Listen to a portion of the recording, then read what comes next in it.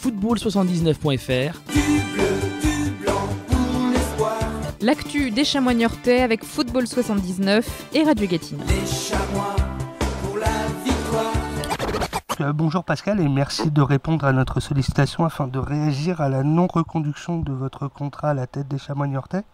En premier lieu, nous souhaitons revenir au tout début de cette saison avec l'objectif d'une place dans les 10 premiers fixés par la direction.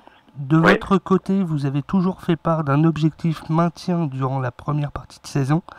Oui. Était-ce une divergence avec les dirigeants ? Ouais, c'était plutôt c'était une petite divergence, je dirais. On en rigolait plus qu'autre chose. Moi, ce que je voulais déjà, parce que je sais ce qui s'est passé au club depuis des années, et ce que je voulais, c'est dans un premier temps déjà pérenniser le club en deuxième division. Donc je voulais pas qu'il y ait une pression immense sur les joueurs pour déjà qu'on puisse être en deuxième division l'an prochain. Je pense que c'était pour moi un premier objectif, c'était le minima, évidemment. Après, les dirigeants, j'allais dire, nous ont fixé cet objectif de la 10e place, qui moi me paraissait au départ être difficile à atteindre vu les effectifs des différentes équipes. Mais voilà, après, il n'y avait pas de divergence à ce niveau-là. Voilà. Vous êtes-vous senti menacé à un moment donné quand les résultats n'étaient pas les mêmes que ceux qu'ils ont été en deuxième partie de saison, et nous pensons plus particulièrement au match face à Créteil fin décembre? Quand vous êtes entraîneur pro, quel que soit l'endroit où vous êtes, vous vous sentez toujours menacé. Donc moi je me suis toujours senti menacé, quel que soit. Il y avait pas comme à décembre. On connaît les règles du jeu. Après, ce sont les dirigeants, on le voit, qui ont les clés. Donc oui, on peut parler comme ça. Après ce match face à Créteil, vous avez alors réalisé un parcours remarquable pour finalement vous battre pour la montée jusqu'à l'avant-dernière journée. Oui. Mais le sujet de votre avenir a été repoussé à la fin de saison. Oui. Avez-vous senti à un certain moment que tout était déjà joué en votre défaveur? Oui, bien sûr, il y a longtemps. Oui, bien sûr. Faut pas se cacher. On a eu un entretien il y a un mois et demi, je sais plus.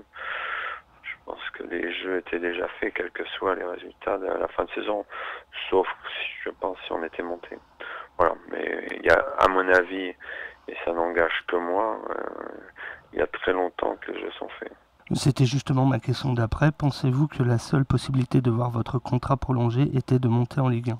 Oui.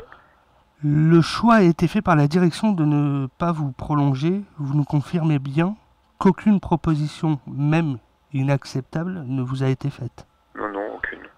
On entend dire que des négociations ont eu lieu entre vous et les dirigeants et qu'une prolongation ne vous a pas été proposée car vos demandes sur plus de pouvoir au club ont été refusées. Est-ce la vérité?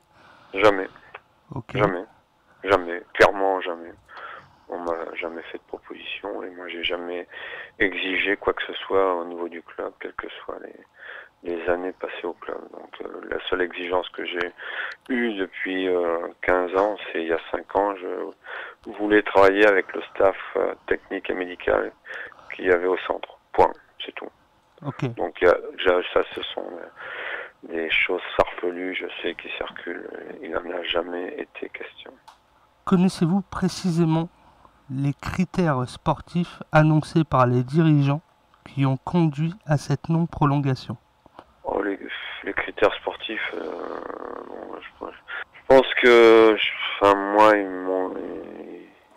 je pense que ça, je sais pas trop comment l'exprimer, mais je pense qu'il voulait partir sur un autre projet. Évidemment, tout le monde sait que il y avait quelques soucis avec, je dis bien quelques soucis, parce que on se parlait quand même, malgré ce qu'il pu se dire avec Karim.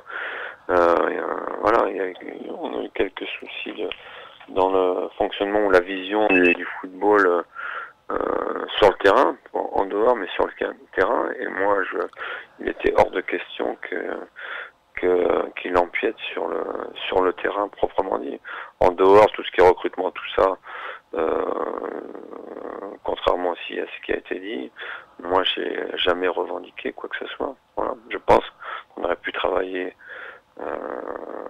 d'une manière différente, mais seul cette année, il a fait seul le recrutement cette année. Les autres années, on a fonctionné tous les deux. Donc voilà. Après, c'est un choix qui a été fait par la direction du club. Okay. Voilà. En voulez-vous à quelqu'un en particulier ? Je connais la règle du jeu, ça fait 30 ans que je suis dans le football pro. Voilà. Après, je suis pas content de la manière dont ça s'est fait. C'est pas évident, et surtout quand ça a été fait. Parce que je pense que, au moins par respect, je pense qu'ils auraient dû me l'annoncer plus tôt. Comme ça m'aurait facilité au moins la tâche pour retrouver un autre club. Ils en ont pas voulu ainsi, voilà, il n'y a que ça que.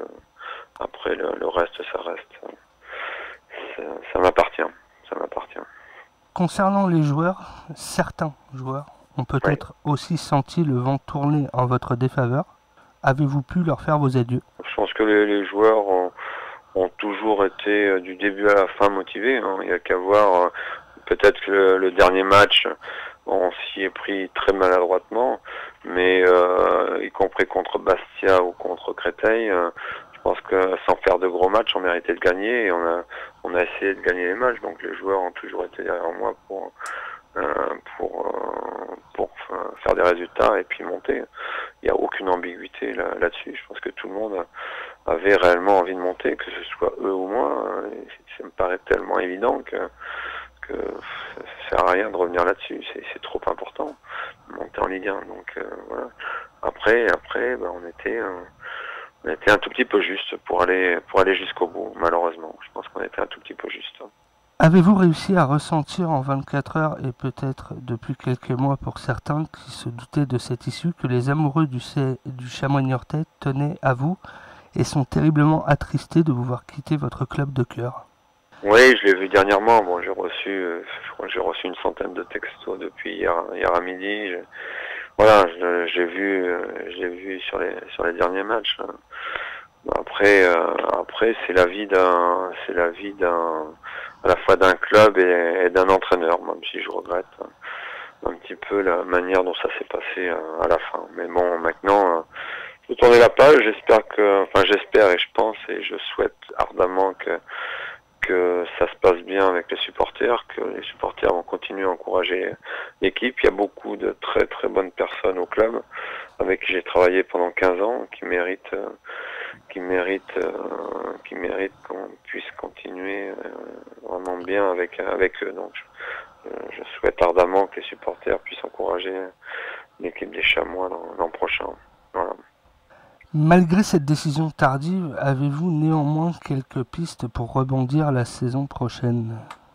Si vous voulez, j'en ai eu. C'est assez difficile parce que je pense que les clubs pensaient que j'allais re-signer à Niort. Les pistes que j'ai eues tous les gens étaient surpris que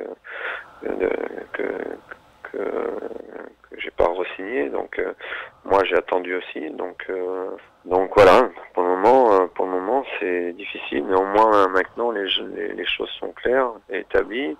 Je recherche un club. Voilà. Okay. Et les gens le savent. Écoutez, merci Pascal de nous avoir répondu, et au nom des supporters des Chamois Niortais, nous vous remercions très sincèrement pour tout ce que vous avez apporté à ce club, et vous souhaitons sincèrement de vite retrouver un challenge qui vous corresponde.